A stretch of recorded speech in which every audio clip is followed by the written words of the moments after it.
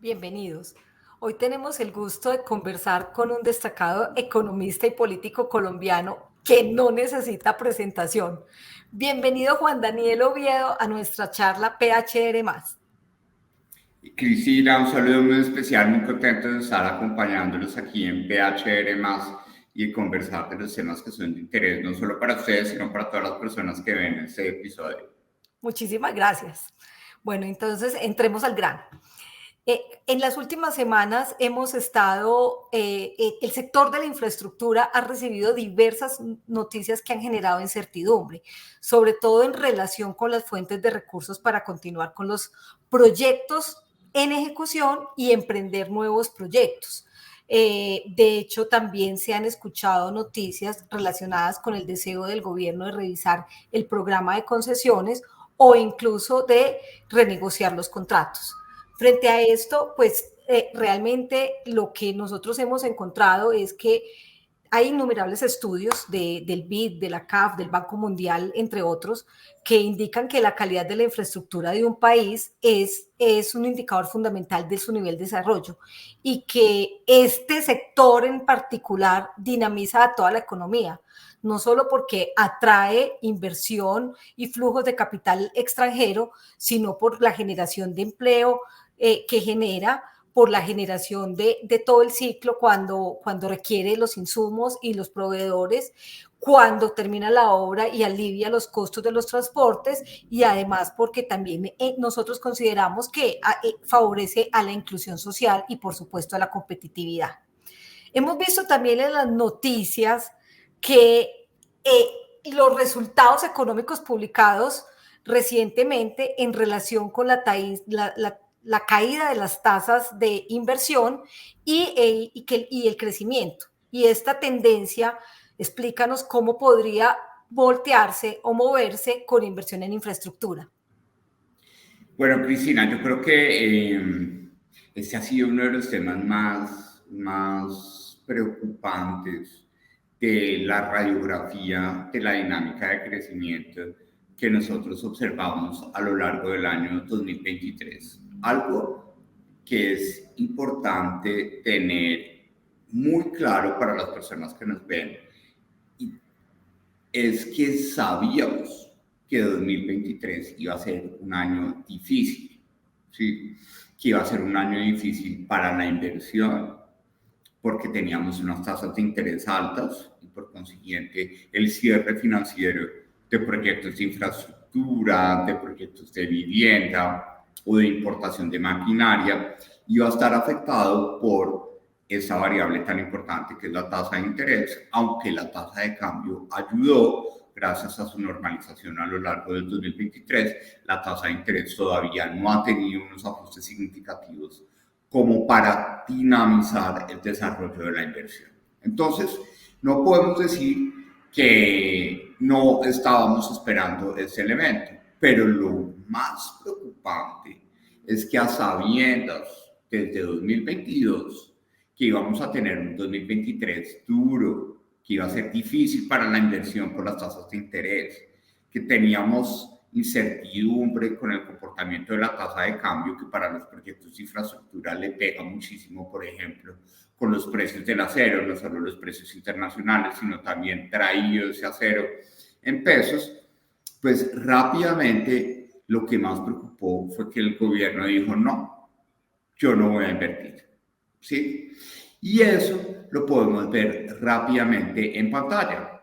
En pantalla en este momento ustedes ven qué pasa con el comportamiento de la inversión productiva, que es la que se llama la formación bruta de capital fijo. Esta gráfica está construida para que todas las barritas que vemos en la gráfica sean comparables, es decir, está ajustada por inflación, está ajustada por el efecto particular de cada trimestre. Y algo que ustedes pueden ver en ese momento es que la inversión productiva que se produjo a finales del año 2023 es casi la misma que se produjo a comienzos de 2013.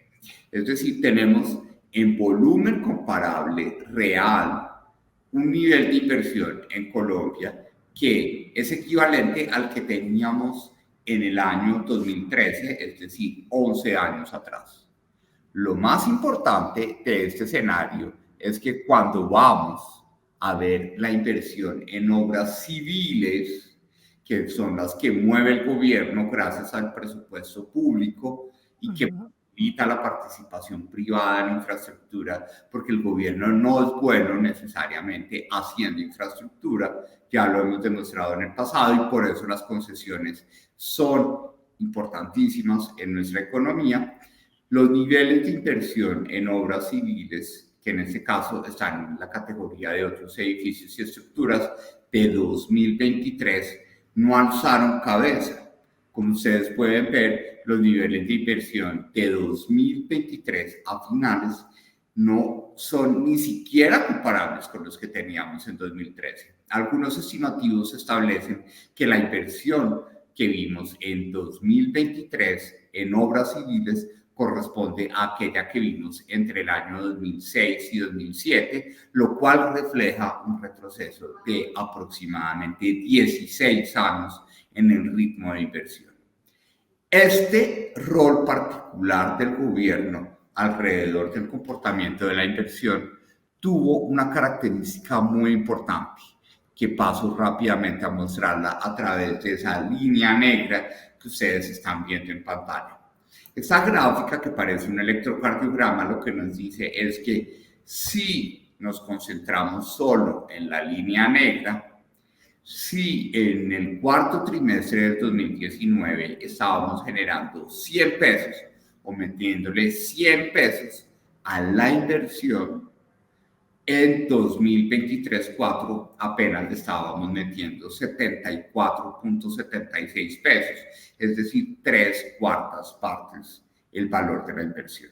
Cuando ustedes ven la profundidad de la caída que vemos en 2023, podemos concluir que el gobierno Petro le hizo un daño a la inversión peor que el que le hizo la pandemia, porque cuando ustedes comparan la profundidad de la línea negra con esa caída que vimos en 2022 en el contexto de pandemia, pues nos damos cuenta que el gobierno Petro llevó a niveles de inversión que son peores incluso a los que vimos cuando la economía estaba completamente paralizada y cerrada debido a los confinamientos de la economía. ¿Eso por qué es preocupante? Porque la inversión en obras civiles, como tú lo mencionabas, es una inversión que es clave para generar riqueza.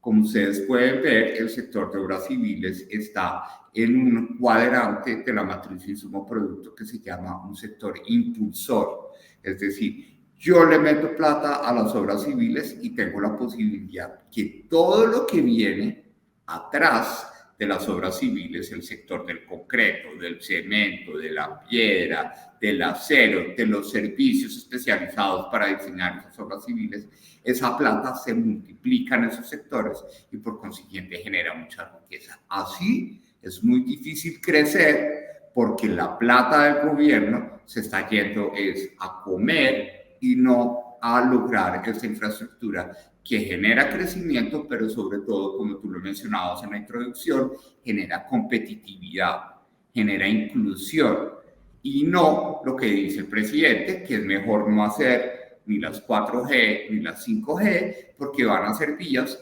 para acabar con la producción nacional, porque es lo que trae los productos importados. Eso es absolutamente falso, porque la infraestructura de obras civiles y de carreteras y de interconexión vial es clave para reducir pobreza, para generar mejores mercados en Colombia y sobre todo para que podamos aprovechar no solo nuestra exposición al resto del mundo, sino de las diferentes regiones del país. Muchísimas gracias por esa explicación, Juan Daniel. Y yo te quería preguntar, efectivamente, cómo la infraestructura puede proporcionar condiciones para el progreso social y cómo podemos entrar en una agenda de desarrollo sostenible y mejorar la calidad de vida y el desarrollo económico de los ciudadanos a través de la infraestructura. Bueno, yo creo que ahí la banca multilateral, particularmente el BID y la CAF, en el contexto latinoamericano, han mencionado que la infraestructura civil es fundamental para conectar mercados. ¿Sí? Por ejemplo, recordemos cuando tuvimos la manifestación social, ¿sí? Que tuvimos los bloqueos de la Panamericana y que tuvimos un aislamiento de todo el suroccidente del país con el centro y el norte. Vimos cómo el sector avícola colapsó. Apenas está volviendo el sector avícola a resucitar y por eso el precio del huevo se ha normalizado e incluso bajó significativamente gracias a que la manifestación social y los bloqueos nos demostraron que la interconexión vial, que es todavía insuficiente con el suroccidente del país, nos permite dinamizar el mercado del suroccidente y conectarlo con el centro y con el norte del país. Por eso es que el huevo no se produce en todas partes del país, se concentra en el suroccidente y gracias a esa infraestructura vial el huevo viaja al resto del país. Entonces, esa es la prueba fundamental de cómo en un país tan heterogéneo como es Colombia, la infraestructura de carreteras es clave para interconectar mercados alimentarios y esos mercados alimentarios debidamente interconectados pues permiten la posibilidad de que los precios sean más competitivos y que la inflación de alimentos no empobrezca a la población. Pero al mismo tiempo, toda esta infraestructura, por ejemplo, portuaria de Buenaventura, de Barranquilla, de Cartagena, también es clave para que nosotros podamos tener acceso de forma competitiva a insumos. Por ejemplo, los cerdos de Colombia solo comen maíz importado, ¿sí? Entonces, la carne de cerdo, que ha sido fundamental para mejorar el acceso a proteínas de la población pobre y vulnerable, gracias a que su precio ha sido mucho más competitivo, requiere del maíz importado y necesitamos de puertos adecuados para poder importar todo el maíz que necesitamos en la industria de producción de carne de cerdo. Entonces, ahí vemos nosotros elementos de cómo la infraestructura es un efecto, pero tiene también un efecto reductor de pobreza, contrario a lo que señala el presidente, de que la infraestructura de gran capacidad lo que hace es destruir la producción nacional porque todo se trae importado. Muchísimas gracias. Juan Daniel, última pregunta. ¿Cómo estás viendo el desarrollo de las regiones? ¿Cómo va a impactar, por ejemplo, la construcción de la primera y la segunda línea a Bogotá? ¿Y qué otros proyectos ves que van a impactar a la capital? Bueno, en el caso de Bogotá, pues tú sabes, yo tengo, fue muy controversial, pero ya tengo mi proyecto de vida de estar un año, que sí voy a estar hasta mediados de mayo en Bosa, y la experiencia de conocer Bosa y de saber que Bosa, por la segregación espacial de Bogotá, ha desarrollado una economía que en términos técnicos se denomina una economía autárquica. Bosa es un propio mercado anidado dentro del mercado de Bogotá. Por consiguiente, cuando nosotros sabemos que la primera línea de metro de Bogotá a partir de 2028 va a permitir que la localidad de Bosa esté a menos de 28 minutos de la 72 con Caracas o posiblemente de la 100, porque se habla ahora de extender la primera línea hasta la 100, pues vamos a tener que esa economía informal y esa exposición a la pobreza que tiene Bosa, la cuarta localidad más pobre de todas las localidades de Bogotá, gracias a la infraestructura de movilidad, vamos a ver renovación urbana, porque mucha gente se va a querer ir a vivir a Bosa porque va a querer estrenar metro, pero vamos a tener la posibilidad de formalizar las unidades económicas que tenemos en la localidad. Por consiguiente, además de beneficiar a 2,5 millones de pasajeros, esta primera línea de metro de Bogotá le va a cambiar la vida completamente a más de 760,000 personas que vivimos en la localidad de Bosa. Entonces, esa es la prueba de cómo la infraestructura de movilidad también reduce pobreza, genera desarrollo urbano y promueve formalización de actividades económicas, en donde algo que es importante recordar en Bogotá es que la infraestructura de movilidad no es un elemento de discusión política. La infraestructura de movilidad es un habilitador de derechos. De derecho al trabajo, para que no nos demoremos hora y media en cada trayecto desde Bosa a los centros económicos de la ciudad. De derecho a la educación, para que los estudiantes de Bosa puedan estudiar en otras universidades y no gastar 4 horas al día de su vida en desplazamientos. Pero también en derecho a la salud, en donde Bogotá también está invirtiendo significativamente en infraestructura de salud, en Bosa, Usme y Ciudad Bolívar, para poder garantizar que el suroccidente de Bogotá sea un polo de atención hospitalaria y no necesariamente un generador de tráfico de personas que cuando se enferman tienen que ir hacia el centro y al norte de la ciudad, como hoy está concentrada la infraestructura hospitalaria. Entonces ahí es donde nos damos cuenta que la infraestructura de movilidad es clave para no solo integrar a la ciudad, sino generar nuevas dinámicas en materia de empleo, educación, prestación de servicios de salud y sobre todo de reducción de la pobreza. Hablando de los servicios hospitalarios, aprovecho y te hago la última pregunta, porque ya te había dicho que era la última, y es en relación con el modelo hospitalario que se está desarrollando en Bogotá. Ya vemos que está abierta también la licitación del hospital de Engativá. Que es clave. Engativá es esa localidad en la que todo el mundo la ve, pero nadie le pone cosas, y hay que poner la infraestructura hospitalaria. Y se está desarrollando bajo el modelo de APP. ¿Cómo te parece a ti ese desarrollo de hospitales a través de figuras como las de las asociaciones público-privadas? Es el camino, yo creo que es el camino. El presidente va a decir que soy el neoliberal, el peor neoliberal de todos, pero las alianzas público-privadas para el sector salud son fundamentales porque ya sabemos que el Estado es débil por la corrupción que se propicia en la contratación de prestación de servicios, en todos los elementos. El Estado es débil en la administración de la infraestructura de salud.